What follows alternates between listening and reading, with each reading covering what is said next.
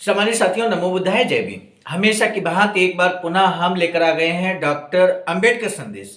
Doctor Ambedkar संदेश नियमित तौर पर आपको मिल रहा है आवाज का ऑफिशियल यूट्यूब चैनल के माध्यम से, जिसको आपने सब्सक्राइब कर ही लिया होगा, ऐसा मुझे पूर्ण विश्वास है। आज का डॉक्टर अंबेडकर संदेश बहुत खास होने वाला है, क्योंकि आज जिन बिंदुओं को लेकर हम बात करेंगे डॉक्टर अंबेडकर संदेश के तहत, बाबा साहब के ऐसा हूबहू स्पीच हम लेकर उपस्थित हैं जो बाबा साहब ने दिया था 14 जनवरी 1948 को। 14 जनवरी 1948 को बाबा साहब उन छात्रों को स्पीच दे रहे हैं जो नाइट स्कूल में पढ़ते हैं। नाइट स्कूल में पढ़ते हैं और साथ ही साथ उनका भाषण प्रतियोगिता होने के बाद बाबा साहब अपना स्पीच दे रहे हैं। तो भाषण प्रतियोगिता कराई जानी चाहिए या नहीं कराई जानी चाहिए, और यदि भाषण प्रतियोगिता होनी चाहिए तो आखिर उसका क्या लाभ है और कैसे भाषण कला विकसित की जाए, इस बारे में भी बाबा साहब महत्वपूर्ण बात कहते हैं। यदि कोई भी छात्र, कोई भी व्यक्ति, कोई भी समाजसेवी यदि चाहता है कि उसके भाषण कला में एक बड़ा परिवर्तन देखने को मिले, भाषण कला विकसित हो, तो ऐसे में आज का डॉक्टर अंबेडकर संदेश उनके लिए बहुत खास होने वाला है। साथ ही साथ बाबा साहब इस बात को भी इंगित करते हैं आज के इस स्पीच में कि हमारा यानी कि बहुजन समाज का पहनावा कैसा होना चाहिए, और अच्छा पहनावा अगर है तो उसका क्या क्या प्रभाव पड़ता है, किस तरह से स्वाभिमान के साथ बाबा साहब हमारे पहनावे को इंगित करते हैं, संबंधित करते हैं। आज के डॉक्टर अंबेडकर संदेश में हम आपको बताने वाले हैं। तो आज का डॉक्टर अंबेडकर संदेश इन्हीं महत्वपूर्ण बातों को लेकर हम उपस्थित हैं। यदि आप जानना चाहते हैं इन महत्वपूर्ण बातों को, तो आज का डॉक्टर अंबेडकर संदेश अंत तक जरूर देखिएगा। इसी निवेदन के साथ शुरू करते हैं आज का डॉक्टर अंबेडकर संदेश।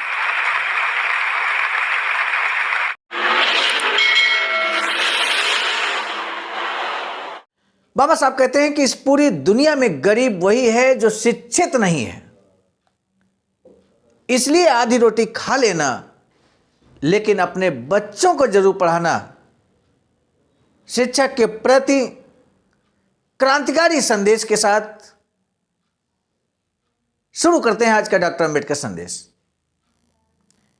आज का डॉक्टर अंबेडकर संदेश जो कि प्रसारित किया जा रहा है स्थान Buddha Bodhisattva Ambedkar international centre BBAIC Sarnath Varanasi राज्य उत्तर प्रदेश देश भारत से। विषय आज का है राजनीति की लगाम, शिक्षा के बगैर हाथ नहीं आने वाली। बाबा साहब डॉक्टर अंबेडकर संपूर्ण वाङ्मय खंड 40 पृष्ठ संख्या 72 से 75 तक बाबा साहब का ऐसा स्पीच जो यहां पर हम लेकर उपस्थित हो चुके हैं। बुधवार दिनांक 14 जनवरी 1948 के दिन मुंबई के धोबी तालाब नाइट स्कूल के छात्रों की भाषण प्रतियोगिता समारोह शाम 8 बजे सिद्धार्थ कॉलेज में हुई। इस समारोह की 2 बातें विशेष थीं जो सहज प्रकट हो रही थीं। पहली खास बात यह है कि अंग्रेजी के ABC अक्षरों का विस्तार कैसे किया जाता है, ये सीखने वाले इन छात्रों के इस कार्यक्रम के लिए डॉक्टर बाबा साहब अंबेडकर बड़ी आत्मीयता के साथ उपस्थित थे। दूसरी खासियत थी छात्रों में हीन भावना। दरिद्रता के कारण जिन युवकों को बचपन में ही मन मसोस कर स्कूल की सीढ़ियां उतरकर मिल कारखानों की राह पकड़नी पड़ी थी, ऐसे 350 युवक अब नौकरी करते करते इस नाइट स्कूल में पढ़ने लगे हैं। इन्हीं छात्रों का यह कार्यक्रम था। अध्यक्षता करने पीपल्स एजुकेशन सोसाइटी के वाइस चेयरमैन DG जाधव को आमंत्रित किया गया था। परीक्षक समिति में अर्थात निर्णायक समिति में आयुष्मान उदलिकर, आयुष्मान केलसीकर और आयुष्मान भास्कर राव भोसले थे। भाषण प्रतियोगिता के लिए 3 विषय दिए गए थे। विषय कितने इंपॉर्टेंट है इस बात को जरूर समझिएगा। पहला, अस्पृश्य युवकों का कर्तव्य। सेकंड, हिंदू धर्म के बारे में मुझे क्या लगता है। तीसरा बिंदु, फिल्में देखना अच्छा है या बुरा। 9 छात्रों ने इस स्पर्धा में हिस्सा लिया, 9 छात्रों ने, और पुरस्कार जीते हैं। पहला पुरस्कार जीता कुंवर हाटे ने, दूसरा कुंवर कांबले ने और तीसरा कुंवर जाधव ने। इस अवसर पर नाइट स्कूल के प्रबंधक, वाद विवाद मंडल के सचिव और समारोह अध्यक्ष के भाषण हुए। उनके बाद तालियों की गड़गड़ाहट के बीच डॉक्टर बाबा साहब अम्बेडकर ने अपना भाषण शुरू किया। उन्होंने कहा कि प्रिय मित्रों, आज जो भाषण प्रतियोगिता का कार्यक्रम हुआ है उसमें जिन छात्रों ने हिस्सा लिया है उनकी सोच और मेरी सोच में बहुत फर्क है, ऐसा मुझे लगता है। जिन्होंने इस प्रतियोगिता में हिस्सा लिया था उनका काम उत्सुकता जगाने वाला रहा, ऐसा शायद खुद उन्हें भी नहीं लगता होगा। हालांकि अपना भाषण अच्छा नहीं हुआ, इसमें निराश होने जैसी कोई बात नहीं हो सकती है। ये आपका पहला ही अवसर होगा। जिन्होंने कोशिश करके इतने बड़े जन समुदाय के सामने बोलने का साहस किया, वे सचमुच में प्रशंसा के पात्र हैं। बाबा साहब कहते हैं कि भाषण एक कला है, बड़ी मेहनत करनी पड़ती है इस कला को सीखने में। कुछ लोगों में ये कला हो सकता है पैदाइशी हो, जन्मजात हो।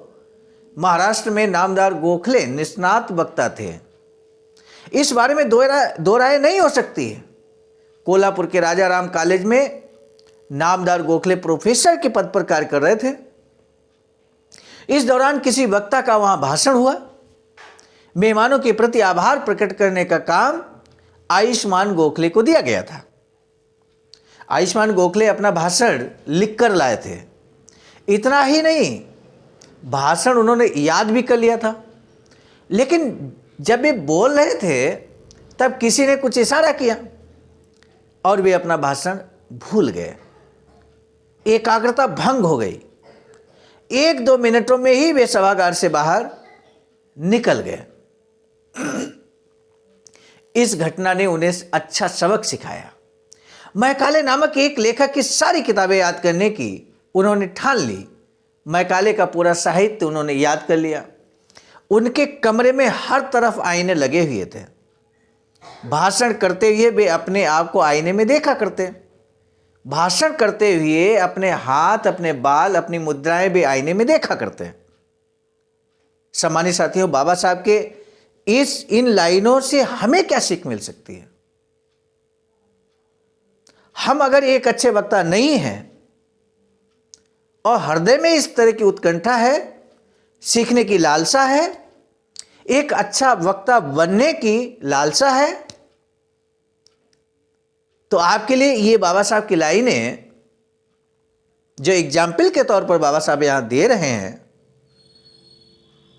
वो आपके लिए बहुत ही क्रांतिकारी लाइनें हैं, मोटिवेशनल हैं, सीख देने वाली लाइनें हैं। अर्थात यदि हम एक अच्छा वक्ता बनना चाहते हैं तो एक बंद कमरे में आईने के सामने खड़े होकर आप स्पीच देने का प्रैक्टिस करेंगे और अपना फेस आप देखेंगे आईने में, कॉन्फिडेंस देखेंगे, कॉन्फिडेंस लेवल देखेंगे, हाव भाव देखेंगे और बार बार प्रैक्टिस करेंगे तो आपके अंदर एक ऐसा सुधार आएगा कि आप एक अच्छे वक्ता बन जाएंगे, बेहतरीन वक्ता बन जाएंगे। यह सीख देने वाला आज का स्पीच, आज का डॉक्टर अंबेडकर संदेश आपके लिए है। आगे भी बाबा साहब बहुत कुछ कहते हैं भाषण कला के बारे में। आइए देखते हैं क्या कुछ है। आजकल मिस्टर चर्चिल को हाउस ऑफ कॉमन्स में अंग्रेजी भाषा पर प्रभुत्व रखने वाला वक्ता माना जाता है। हाउस ऑफ कॉमन्स में जाने से पहले वह भी अपना भाषण लिखकर तैयार रखते हैं। वह तात्कालिक पर बोलने वाले वक्ता नहीं है।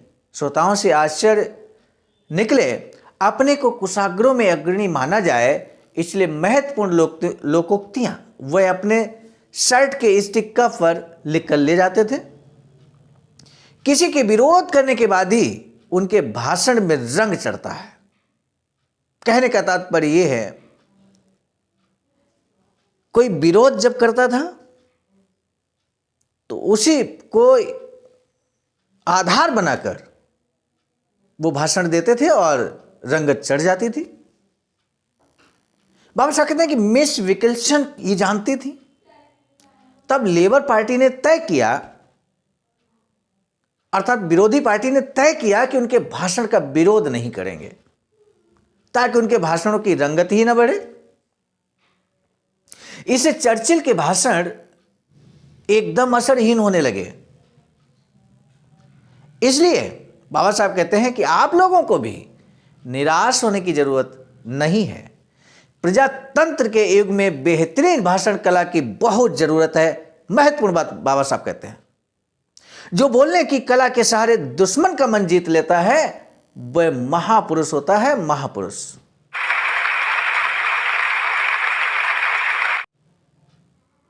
इस कला को आत्मसात करने के लिए बहुत मेहनत करनी चाहिए। मैं खुद भी पहले डरपोक था, जानकर आपको आश्चर्य होगा। भारतीय संविधान निर्माता, सिंबल ऑफ नॉलेज, परम पूज्य बोधिसत्व बाबा साहब डॉक्टर अंबेडकर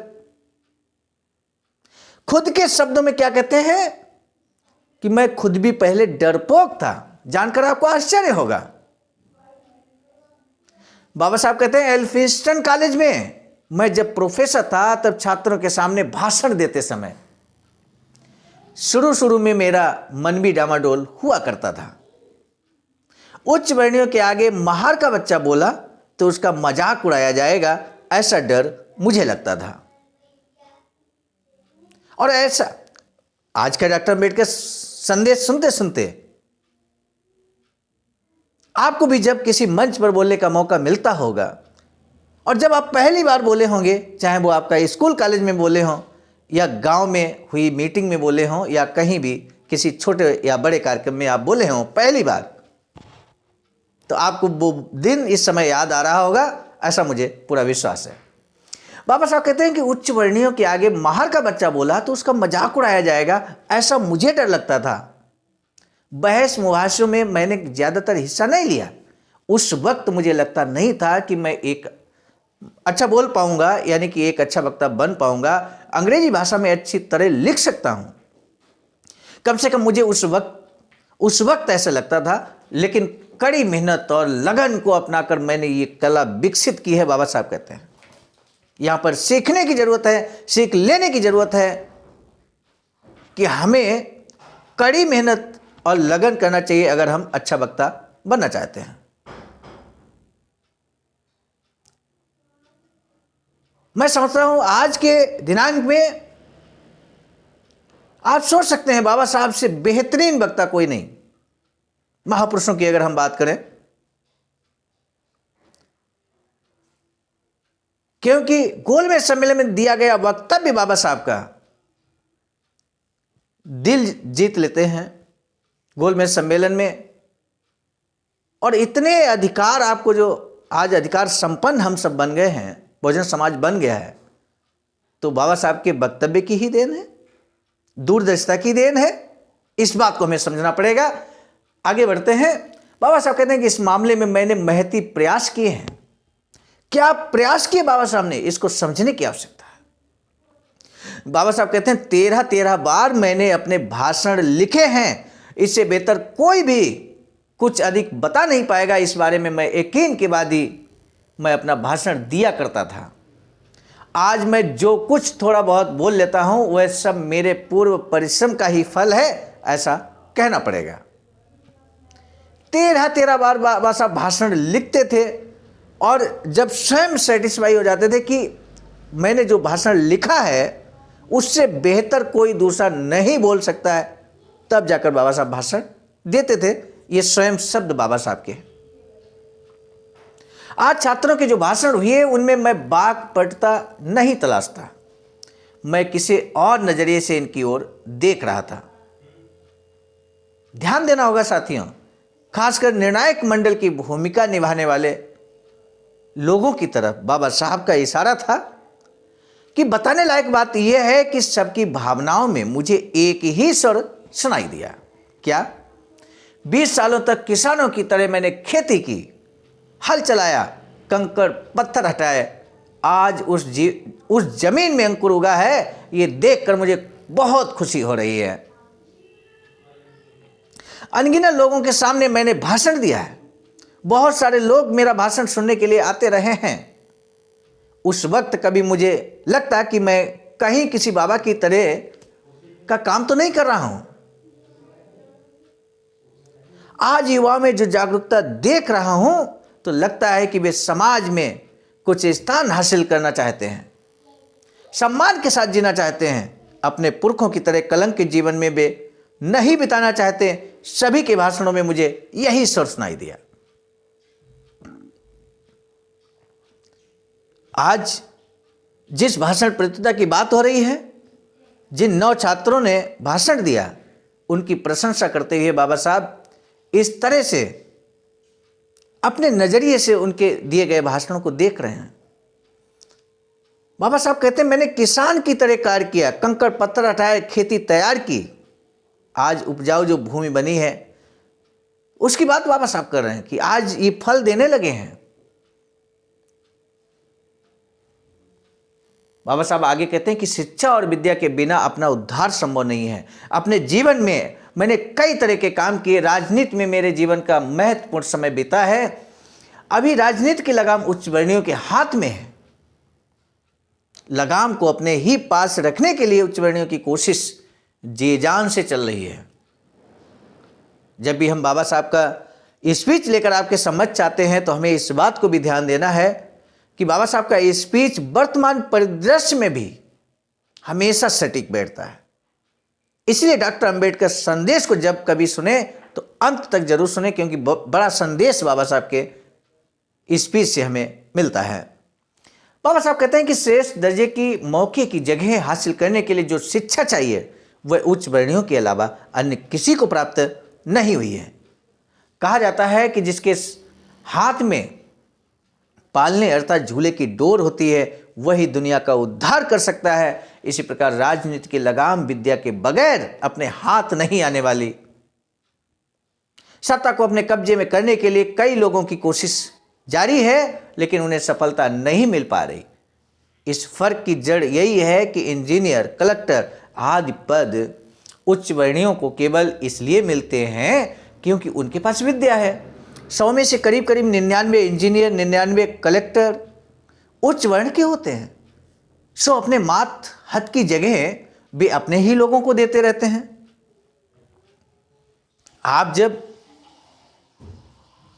आप किसी विभाग में विभागाध्यक्ष होंगे तो जो मातहत होंगे, जो 4th ग्रेड कर्मचारी होंगे, तो स्वाभाविक है अपने ही समाज के आप रखने की कोशिश करेंगे।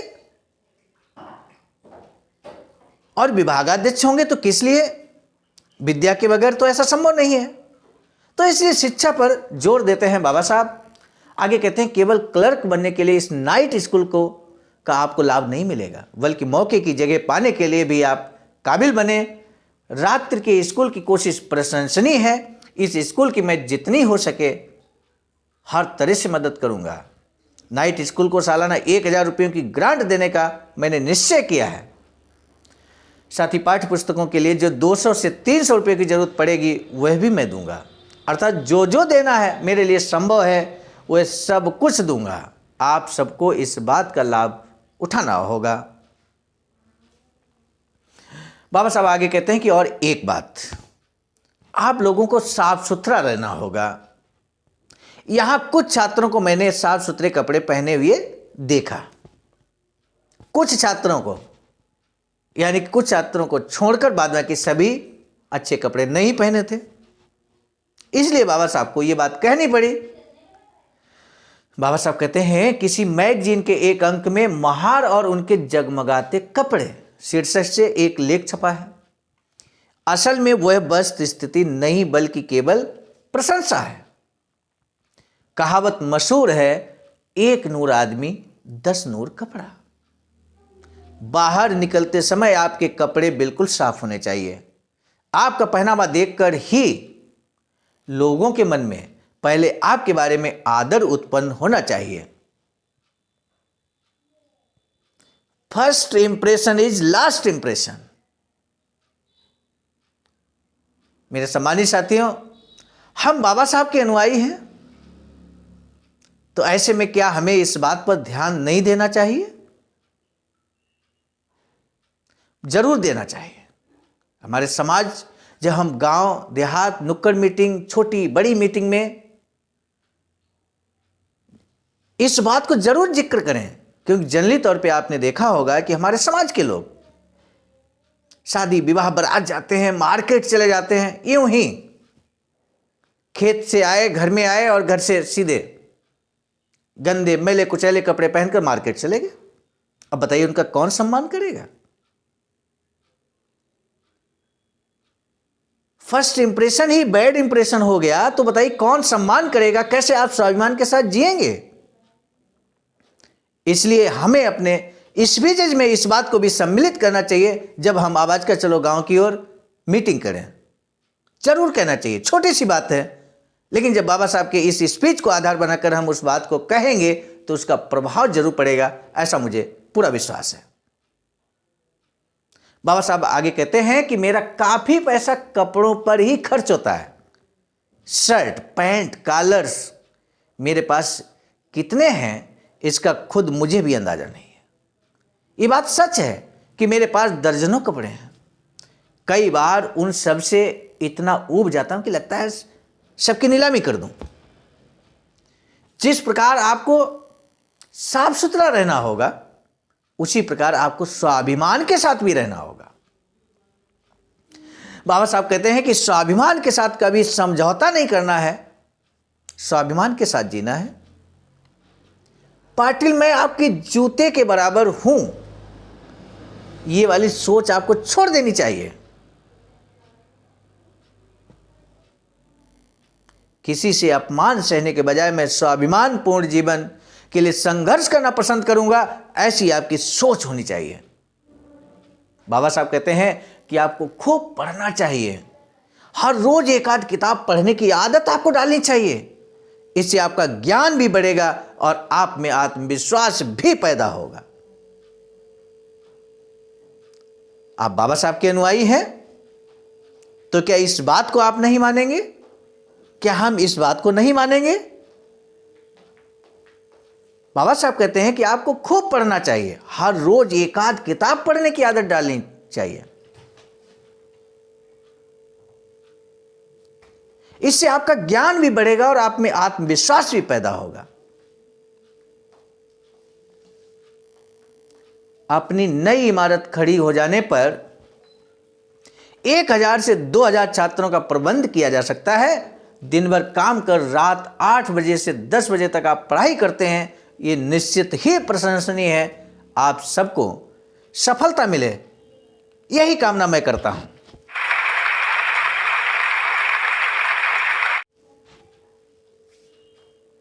आज आपने अंबेडकर संदेश को सुना, बहुमूल्य संदेश को सुना। इसके लिए हम आपको बहुत बहुत बधाई देते हैं, बहुत बहुत साधुवाद व्यक्त करते हैं, आभार व्यक्त करते हैं कि आज जो डॉक्टर अंबेडकर संदेश आपने सुना है वो छात्रों के लिए, समाज के हर वर्ग के लिए बहुत महत्वपूर्ण डॉक्टर अंबेडकर संदेश है। इसलिए निवेदन है कि आपके पास जितने भी व्हाट्सएप ग्रुप हैं, प्रत्येक व्हाट्सएप ग्रुप पर आपको आज का डॉक्टर अंबेडकर संदेश जरूर शेयर करना चाहिए, क्योंकि आज के डॉक्टर अंबेडकर संदेश सुनने के बाद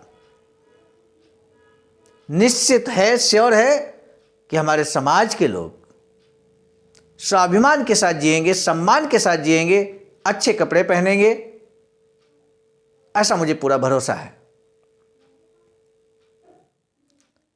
सामान्य साथियों, जब बाबा साहब की बातें होती हैं, बाबा साहब के स्पीचेज की हम बात करते हैं, तो 17 अगस्त 1952 को बाबा साहब कहते हैं कि हमारे समाज का एक वैचारिकी सेंटर होना चाहिए।